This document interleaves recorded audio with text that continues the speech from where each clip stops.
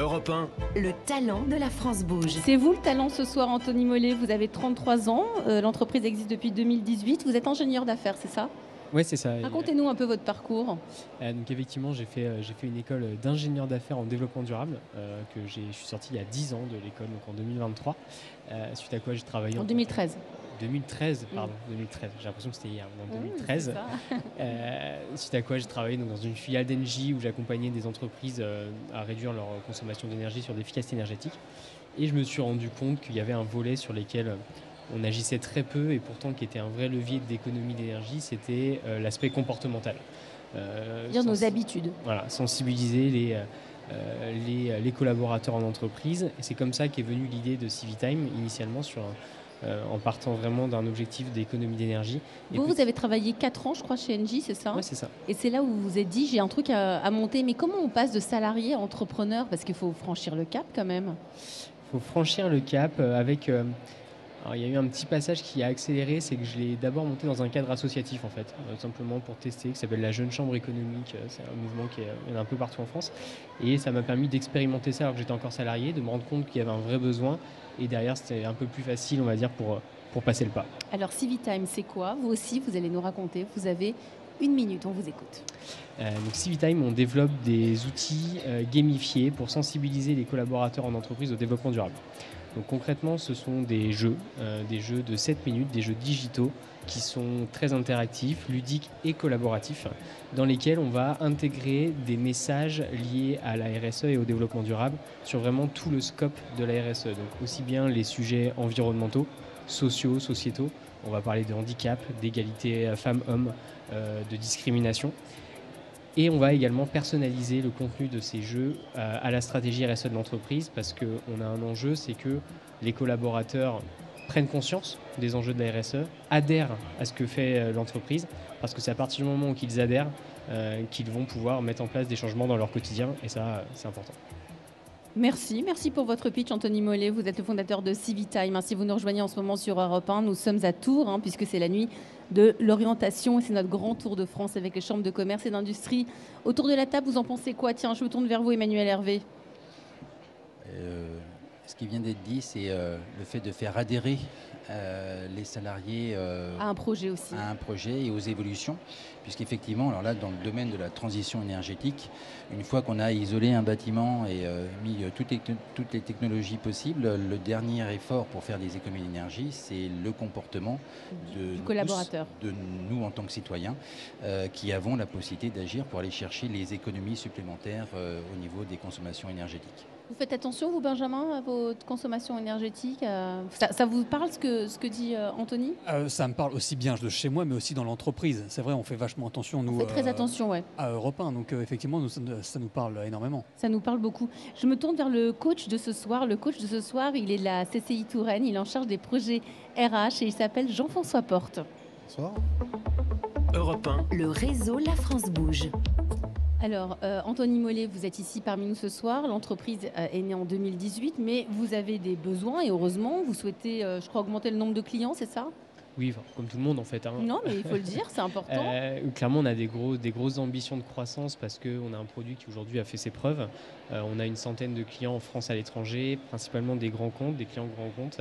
Maintenant, on cherche à aller plus loin, à aller toucher des entreprises de taille des tailles plus petites, des PME ou même de taille intermédiaire, parce qu'en fait, tout le monde est confronté à ces enjeux de RSE.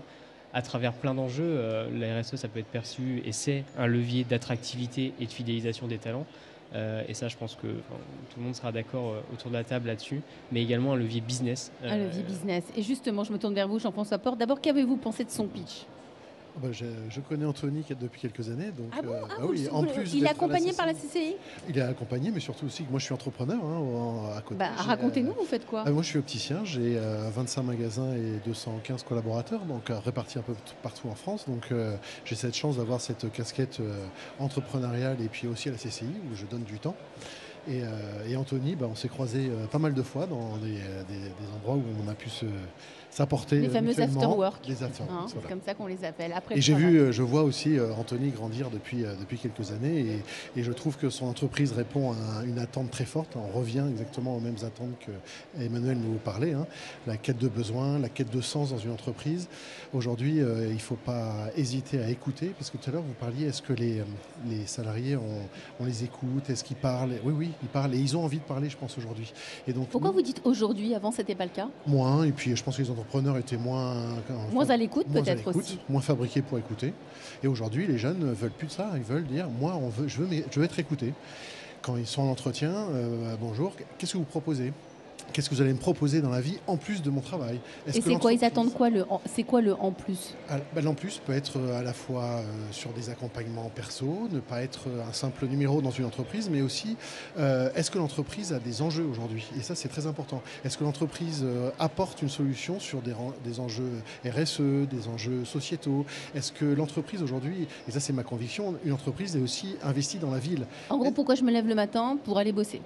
pour aller bosser, mais est-ce que moi, l'entreprise peut m'accompagner pour faire d'autres actions dans la ville, auprès des autres, etc. Donner du temps aussi, hein. Aujourd'hui, les jeunes aiment bien aussi donner du temps et que c'est du sens. Et donc Anthony répond aussi à une question. Et il répond à cette question aussi à Oui. travers le jeu vidéo. Voilà. Ça, c'est ça. Et c'est ça que j'aime bien. Alors, allez-y. Parce qu'en fait, il va répondre à une attente des jeunes à travers des jeux. Et donc en fait, c'est pas une méthode qui est un peu vieillissante, vieillotte. On apporte dans une entreprise une solution qui est, comme il dit, gamifying. C'est ça? C'est Gamifié. gamifié. Voilà, encore un terme de jeune. Oh, Si ça jeune. va, on le connaît, Ouais, ce voilà. terme. Benjamin, vous connaissez, vous êtes le jeune de... Non, je ne le connaissais pas. Oh là là. J'ai là. honte. Vous avez quel âge, Benjamin, déjà? 31. Bon, Voilà. c'est trop tard. C'est trop tard, Mhm. c'est fini. Donc voilà, je trouve que c'est une belle approche d'aller parler aux jeunes salariés, aux jeunes dans les entreprises. Regardez, L'outil est simple en l'outil est plus. simple. C'est ça qui est important. Et donc, il est simple. Quand vos clients, c'est les entreprises. Tout à fait. Donc déjà, c'est important parce qu'il peut le vendre facilement. C'est ça. Hein. Et il répond, alors l'outil est simple, facile, il répond aussi aux attentes des entrepreneurs, parce qu'aujourd'hui il vient sur des sujets qui nous touchent tous, hein. J'entendais Anthony nous parler de l'égalité homme-femme, le handicap. Il y a des femmes chez vous, Emmanuel Hervé, parce que dans le BTP, on a cette image d'entreprise hyper masculine. Alors, heureusement qu'il y a des femmes. Non, mais... Mais effectivement, en proportion, pour répondre à votre question, au niveau de tout ce qui est ingénieur, études techniques, il y a autant de femmes que d'hommes. Ça fait plus de 10 ans que c'est le cas. Au niveau de la production sur les chantiers, très clairement, c'est encore hyper masculinisé. Et vous encouragez ça? Vous sentez qu'il y a une... Oui, et c'est un des éléments qui va nous permettre d'élargir les profils que j'évoquais tout à l'heure. C'est que je suis convaincu, et on le voit, on mise énormément sur les exosquelettes et les ergosquelettes. Les technologies évoluent beaucoup, qui enlèvent toute pénibilité. Toute forme de pénibilité et et à la donc de force fatigue physique. au travail. Il va ouvrir justement des postes qui étaient dans les filières totalement non accaparés entre guillemets par les petites filles et les jeunes filles qui vont pouvoir aller vers nos métiers. Et parce qu'il n'y aura plus cette notion. Mais tous ces métiers, il faut de aussi force qu'on physique. les fasse découvrir dès l'école primaire. Et alors ça, c'est après l'autre pan du travail qu'il y a, c'est que par rapport à ce qu'on évoquait au niveau de l'attrait des entreprises, les profils des personnes qui ne savent pas encore forcément justement en troisième ou autre ce qu'elles veulent faire, comme nous l'avons évoqué pour certains autour de cette table quand nous étions jeunes, il faut leur donner la capacité de rentrer dans les entreprises, d'où les stages et d'où l'apprentissage. Je l'ai évoqué, mais on est en Suisse, dans toutes les fonctions en Suisse, ça fait des années que l'apprentissage est la voie normale pour entrer dans les entreprises. C'est ce qui est vraiment en train de complètement révolutionner depuis 4 ans en France, et c'est ce qu'on met en place. Et ça ouvre la possibilité de faire découvrir des métiers, puisqu'il n'y aura plus de blocage lié à l'aspect physique pour les filles. Donc déjà, ça, rentrer dans sera nos métiers. un point majeur. Je retourne vers vous, Anthony Mollet. Vous êtes le fondateur de Civitime. Quand vous allez voir les entreprises, vous arrivez avec une démo. Comment vous faites? Oui, c'est ça. En fait, nous, faut nous imaginer un peu comme une plateforme Netflix sur laquelle on va avoir plein de jeux qu'on va avec plein de sujets différents qu'on met à disposition de nos clients. Ils vont choisir. Et alors, c'est quoi comme type de jeu? Il va y avoir de tout. Alors, déjà, je reviens juste sur un aspect. Quand on parle de gamification, il ne faut pas imaginer des jeux vidéo. On ne va pas les faire jouer à Mario Kart ou à Pac-Man. C'est pas ça du tout. Non, vous utilisez ce biais-là pour faire passer Exactement. des messages Et autour de la RSE. Exactement. Et la gamification, alors ça peut être perçu souvent, enfin, les gens ne voient pas très bien ce que c'est. L'objectif de la gamification, c'est de transformer une activité qui peut être perçue comme contraignante en une activité qui va être stimulante en source de plaisir. C'est juste ça l'objectif de la gamification. Et c'est présent. C'est dans rendre le quotidien. ludique Exactement. l'activité. Donc c'est quoi? Donnez-nous un exemple de jeu. Par exemple, on va avoir des jeux, ce que vous connaissez tous, hein, par exemple des escape games, vous voyez, les jeux en présentiel qu'on fait de plus en plus, des escape games.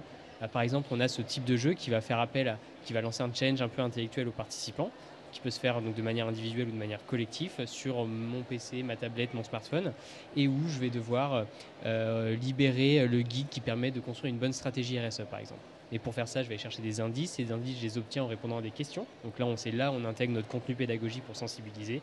Ça va me donner un code qui me permet de passer dans la pièce suivante, etc. Donc l'idée, c'est d'avoir des choses très stimulantes pour le collaborateur pour qu'il retienne l'information et de provoquer des émotions. Parce qu'on sait qu'à partir du moment où une personne associe un message à une émotion, c'est quasiment impossible pour lui d'en oublier le contenu. Et c'est vrai par le jeu, mais par n'importe quel. Par tout. Allez-y, Jean-François Porte. On attend vos conseils, nous. Bah c'est après alors. Non, c'est maintenant. Ah bon. Ce que je trouve très bien aussi sur sa plateforme, c'est qu'il se nourrit de ses expériences terrain et du retour de ses clients et de retour de psychologues au travail, etc. Donc en fait, il n'est pas enfermé dans un modèle. Il se nourrit de toutes les expériences de tous ses clients pour continuer de grandir et de se former. Donc ça, je trouve que c'est intéressant. Alors Après, au niveau dans des les conseils, alors allez-y, on vous écoute parce que c'est vous le pro de la CCI Touraine. Non, mais quelques conseils, comme Anthony nous a dit, il voulait se développer, continuer à se développer. Il est très axé sur des gros clients aujourd'hui, donc des entreprises à plus de 200, 250 collaborateurs. Moi, j'aurais envie de lui dire, et même moi à titre perso, qui suis juste en limite d'être un futur client, mais je ne le suis pas encore. Et pourquoi tu n'ouvres pas, Anthony, à d'autres entreprises un peu plus petites? Parce que ça va te demander peut-être de reconstruire sur d'autres outils plus simples, je ne sais pas, tu me répondras après. Mais en fait, nous, petits entrepreneurs, on se dit, bah, tiens, ça me parle, moi, ces sujets-là me parlent, mais je ne peux pas venir taper à ta porte. Je peux pas parce que vous vous sentez exclu? Voilà, parce qu'il ne s'adresse qu'à des grosses entreprises. Alors, il faut faire quelque chose, Anthony. Il a envie, là, il vous demande de faire quelque chose. Il est prêt à nouer un contrat avec vous. C'est un client, là. Et, oui. En plus, tous les sujets sont intéressants. Et un autre petit conseil, moi je dirais, sur son site, qui est très intéressant, son site internet, mais c'est quand on va sur son site, il parle de démo. Mais en fait, la démo, on ne l'a pas. Il faut faire appel à un coach. Ça vous fait sourire, Anthony. Et moi, je trouve que pour un petit entrepreneur, les grosses entreprises, certainement, elles sont habituées. Elles vont envoyer une personne qui va appeler son consultant, qui va passer du temps, etc. Nous, les plus petites entreprises, les PME, on a moins de temps et on a envie de voir tout de suite quelque chose à voir. Et quand on y va, on n'a pas le droit d'avoir le petit goût parce qu'on n'a pas le droit de voir. Il faut faire remplir un formulaire pour avoir une demande. Et moi, je trouve que pour un entrepreneur, j'ai envie Anthony, de voir un petit peu. Qu'est-ce que vous lui répondez? Est-ce que je peux commander des lunettes Edgar sur Internet? Non, bientôt, et tu peux venir les voir, bien sûr, et moi je te les montre, mais je te les cache pas. Voilà. Non, mais j'entends ton point. J'entends ton point. Justement, merci pour l'intro sur la partie, effectivement, alors il n'y a pas de gros ou de petits clients, hein, c'est juste qu'effectivement on a un modèle économique où à partir du moment, on a des frais, en fait, pour que ça puisse être plus accessible pour les entreprises, on fait du prêt à l'emploi. Et justement, on sort une offre à début 2024 pour les entreprises à partir de 10 collaborateurs, qui est une offre vraiment clé en main où on ne va pas faire de personnalisation. On a suffisamment de choses sur étagère pour que ça réponde aux besoins. Et là, dans ce cas-là, au niveau financier, on sera beaucoup plus abordable pour une boîte de 10 personnes. Vous êtes à combien là pour une entreprise? C'est un abonnement? Oui, c'est un abonnement annuel comme une plateforme Netflix. De combien? En fonction du nombre de collaborateurs. D'accord. Allez, merci en tout cas. Merci Jean-François Porte. Vous êtes en charge des projets des ressources humaines au sein de la CCI Touraine. Anthony Mollier, bonne chance avec Civitime. Merci. Vous restez autour de la table de la France Bouge. À suivre Lucas, il a 20 ans. Et il y a 5 ans, il était un peu perdu, Lucas, à l'école. Ça ne lui disait pas trop. Aujourd'hui, il est en alternance alors qu'on lui avait dit que c'était une voie de garage. Comme quoi, il faut écouter son instinct. Et on va en parler dans La France Bouge. À tout de suite sur Europe 1.